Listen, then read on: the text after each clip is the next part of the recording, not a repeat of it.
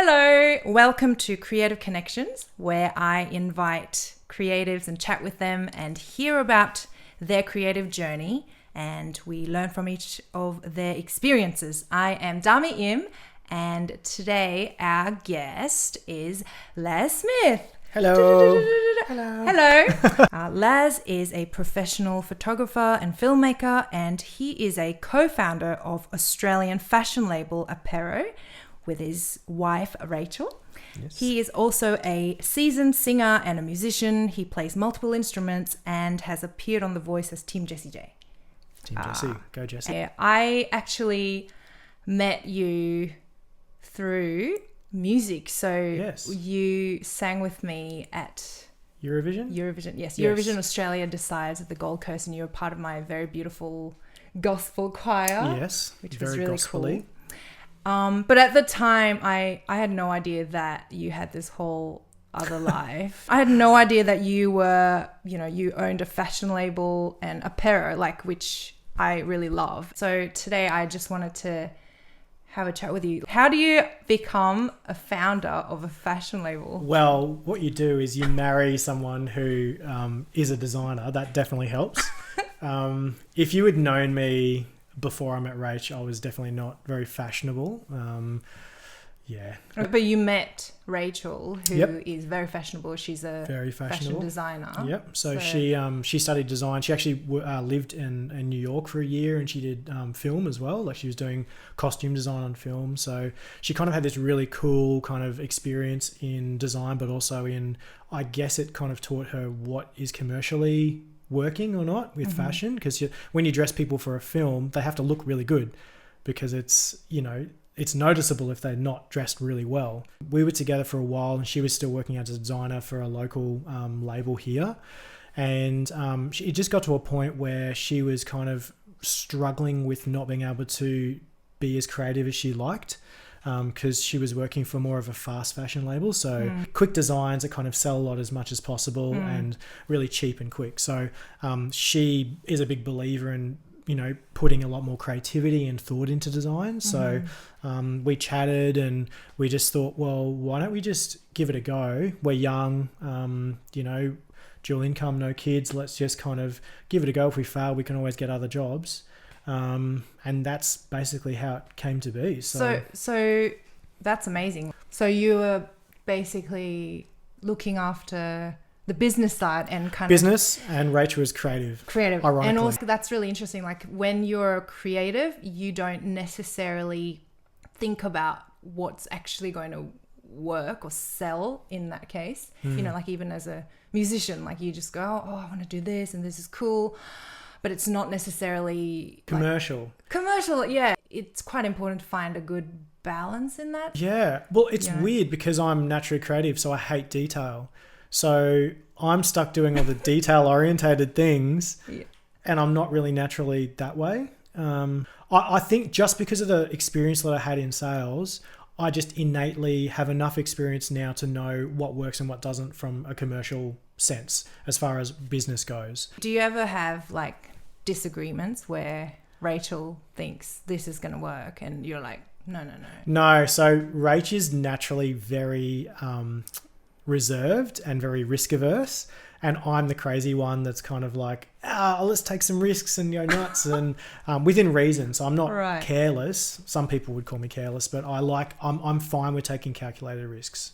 So oftentimes if Rach and I disagree, it's not about necessarily a creative thing or a design thing. It's more about, hey, we should buy double the amount of stock because we want to grow, and she'll be like, well, what if it doesn't work? And so it's good because we need to have that kind of tension between us, because otherwise we'd probably just spend all our money on stock and make stupid mistakes. But I think it's a healthy thing to have. Yeah. Where, so she's the more conservative one, and you're the one that's like, I'm let's like, have a go. Let's spend all the money on all the things. And that sounds very much like me and Noah. Yeah. That is so funny. I'd be like, let's not do that because we might fail. He's like, but let's try anyway. And I'm like, And more often than not, it's just, you learn from taking risks. And we took a big risk by starting the business. And so I guess Rach has more of an appetite now because she was able to kind of go, okay, we've been through this part and it worked. So, you know, as you go along, you're kind of building trust in decision making, in your own decision making, or, you know, if you're working with a partner, you can trust them because, you know, well, we made this decision, they said to trust me, and it turned out okay. Yeah, you're working with your own spouse, and that's your full-time job, and that's Rachel's full-time job as well. Do you need to purposely think about not talking about work after a certain time, or do you just like always talk about work and that's just mixed in together? I think we got a lot better at it. When it first starting a business is horrific. Like, I wouldn't recommend it to anyone. Don't do it. No, don't do it. Like, honestly. But it was one of those things where you just don't have a choice. You know, when you're starting out, you're working massive days and it just consumes you. And I think now we're at a point where now we have staff and things like that, we can just naturally, once we go home, we naturally just avoid talking about work. But there'll be still nights, you know, like last week, because different times of the year are very busy for us. So we just had our autumn winter release, one of our first kind of drops, and we had multiple photo shoots, and I'm up editing really late, and I'm, you know, there's a lot of work that only I can do. So, you know, I may still do 15-hour days sometimes, and there's no getting away from that. So it can still be really frustrating because Rach wants to come home and relax. And so she wants to spend time with me, and I'm just stuck in the home office working until midnight, and she's already gone to bed. So it doesn't end. Like, there's no magical thing where it just becomes really easy. Like it's still, you know, we went away for her 30th on the weekend, and Friday morning we're supposed to be away, and I'm on the phone to someone trying to fix an issue for an hour, and you know, so it's owning a business is very demanding, but we found a way to make it work where it doesn't, I don't feel it really invades in our relationship too much anymore, because we just have an understanding that our time is our time, and being at work is we're at work, because we rarely get to talk to each other much at work, if we're honest, because we're in two separate kind of areas. So yeah, we may see each other all day, but we might not actually talk that much. So we do need to make time to talk to each other. Otherwise, just being in the same place doesn't really build any intimacy or anything. You are the, you know, main photographer and the creative, all the visuals and the images and creative stuff. So have you always been a photographer? Like, No. Tell us about that. So when we first started the label, I had never touched a camera. Like, I never did any visual art stuff or anything. I never even cared about photography. I thought it was like a really weird thing to be into. So hang on. So how many years ago did you say? Probably 3 years ago now. 3 years ago. Yeah. 3 years ago, you hadn't touched a camera. No. And now I've never played around with a video camera. You're a professional, like, fashion photographer. Yeah. That is weird. What happened? How did it happen? Because obviously I'm naturally creative, like musician and all that kind of stuff. So there's obviously a very creative aspect to photography, because it's all about finding something that looks really beautiful and then capturing that in a still image. So, and same with filmmaking or anything like that, it's the same thing. So I guess there's a creative side to it, and then there's like the nerdy side, which is the technology, you know, the setup here, you've got to know how light works and all this other nerdy stuff. I've always been like a closet nerd. I'm very nerdy. Right. So what were you doing before, like 3 years ago, before that happened? I guess I just did music. I was still like singing a lot back then. So you went to the con, you were telling me before. Yeah. And then I stopped doing that. So I deferred that. My dad got sick. And then I kind of decided to go to teaching. Mum was a teacher, Filipino, mum's Filipino. So you're either a teacher or a nurse. That's like, you have to be. So she was, you know. There's only like 3 options. Yeah. Teacher, nurse, doctor, something like that. Lawyer. Lawyer. Otherwise, you're just a failure. And I don't eat fish I've started to eat fish, but like, if you don't eat fish as an Asian, like, you're not Asian. So like, I'm a complete failure.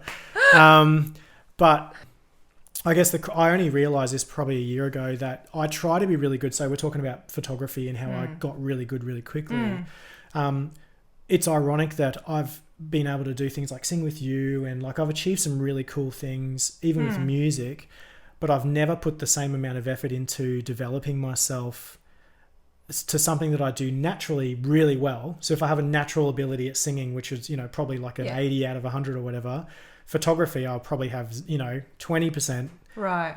And yet I put heaps of time in developing that rather than developing the one thing that I'm actually That you- really naturally good at that I have to try. That's so interesting. Yeah, and that's a hard pill to swallow because you're like, well... That's sort of the same thing for me. I relate to it in a way because when I was growing up, I was a pianist and I was really good at it. I was always showing off, doing all the competitions and, you know, classical stuff. Yeah.